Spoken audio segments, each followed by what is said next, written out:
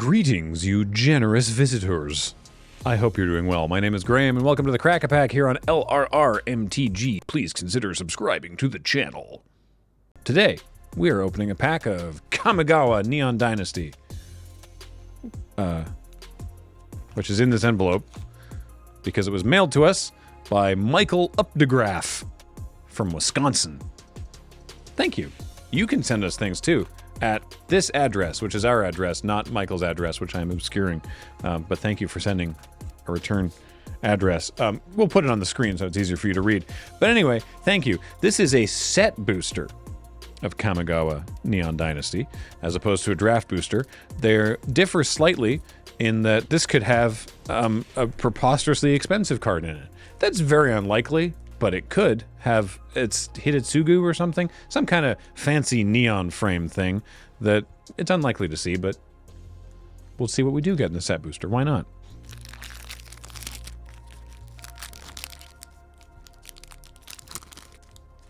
And then at the end of the episode,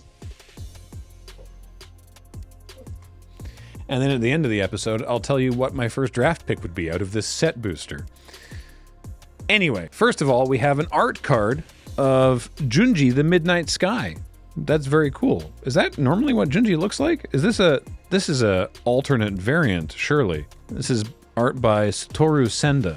And yeah, this is not what Junji looks like when I draft him on Arena. So, cool. What order is this happening in? I don't understand how these are collated. We begin with a foil dismal backwater. It makes it look considerably less dismal. I don't know exactly how you're supposed to go over this bridge, but I've always enjoyed it, architecturally speaking. Anyway, dismal backwater enters the battlefield tapped, and when it enters the battlefield, you gain a life, and it taps for blue or black. So that's nice. Next, we have a coiling stalker in a fancy frame. It's 1 and a green for a 2/1 Snake Ninja, with ninjutsu for 1 and a green. Whenever Coiling Stalker deals combat damage to a player, put a +1/+1 counter on target creature you control that doesn't have a +1/+1 counter on it. I'm gonna just remind everybody, and I'm just as guilty of this, it's not ninjitsu, it's ninjutsu. It's a U, not an I.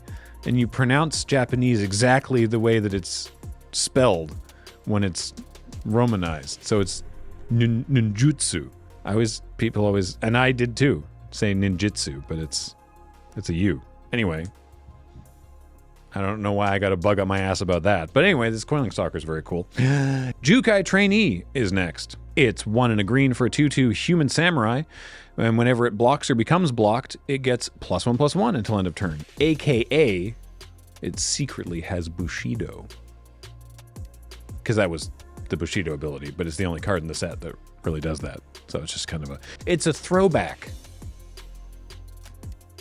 Neat. Favor of Jukai is next. It's 3 and a green for a artifact or creature enchantment. This can enchant an artifact. I never knew that. Huh. As long as enchanted permanent is a creature, it gets +3/+3 and has reach. Or you can channel it, which is to say you can pay 1 and a green and discard it, and target creature gets +3/+3 and reach until end of turn. So you can sort of use it like a combat trick. And I'm now just trying to figure out why you want to have vehicles. That's why. I was trying to figure out why you would want to enchant an artifact when it doesn't do anything when it's enchanting an artifact. But it's because vehicles become creatures. And I just never draft this card. So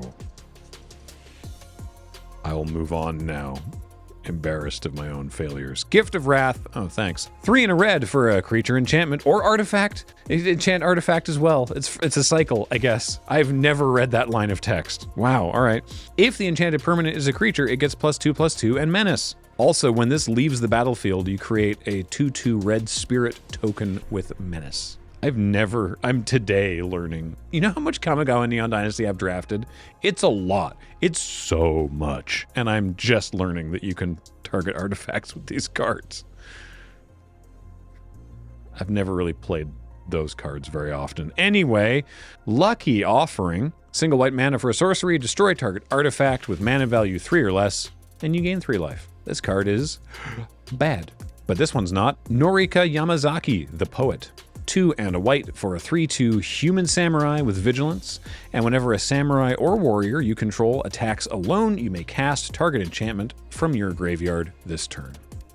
Nice. I do like the sisters Yamazaki, they're actually cousins. The cousins Yamazaki are very cool in their abilities.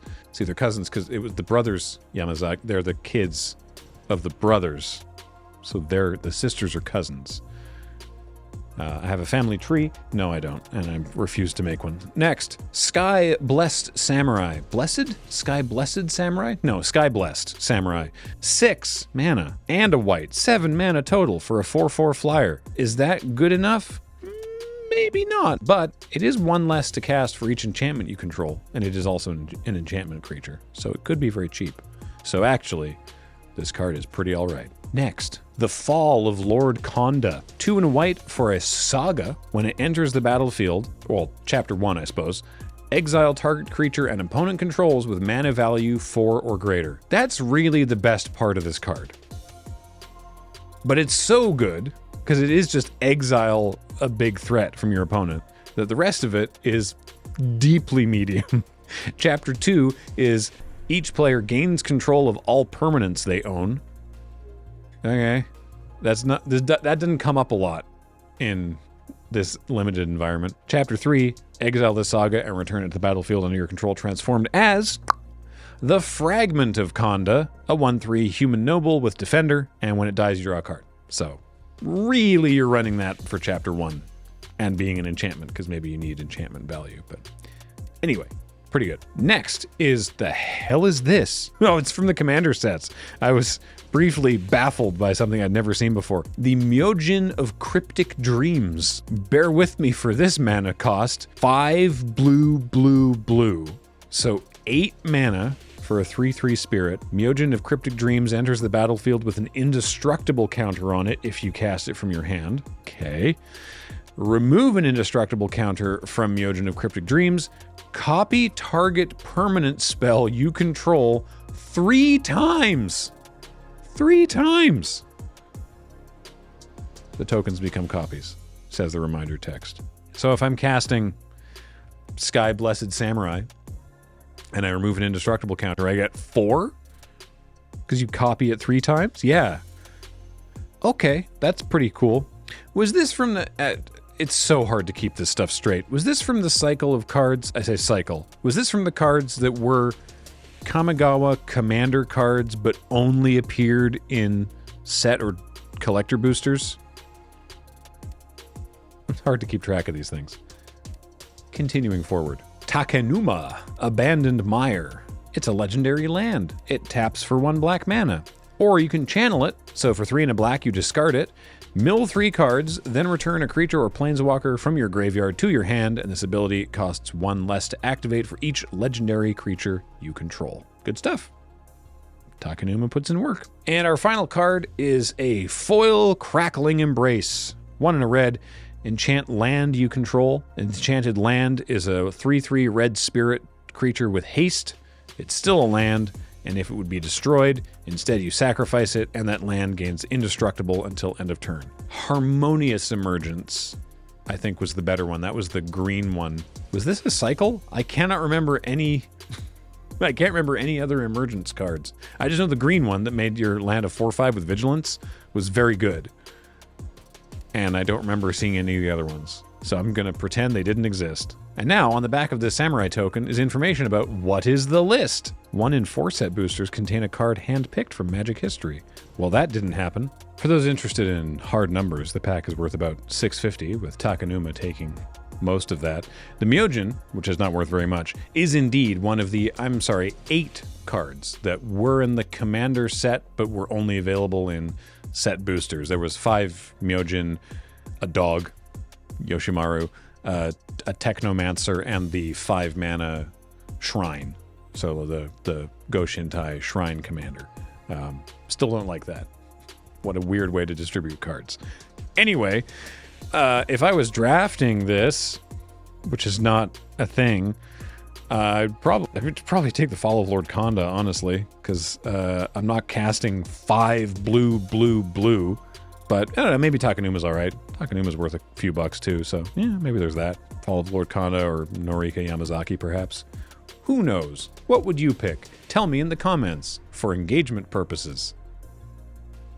Anyway, thank you, Michael, for sending us that through the mail. If you want to send us something through the mail, you can do so to the address on your screen. In the meantime, I've been Graham, James has been on tech, Matt edits these, and Heather gets them online, and you all have been here watching, which is arguably the most important part, and I really appreciate it.